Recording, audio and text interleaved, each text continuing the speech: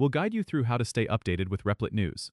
If you find this helpful, consider subscribing and liking the video. First, open your web browser and go to the Replit website. Once you're on the Replit homepage, look for the navigation bar at the top.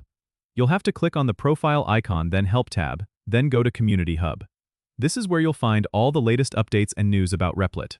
After clicking on Community, the blog is regularly updated with news, feature releases, and insightful articles about the platform. Make sure to bookmark this page so you can easily access it in the future.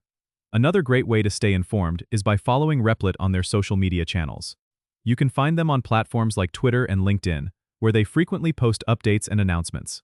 Additionally, consider subscribing to their newsletter if they offer one, as this will deliver news straight to your email inbox. To subscribe, find the newsletter sign-up option on their website, usually located at the bottom of the page or in the blog section.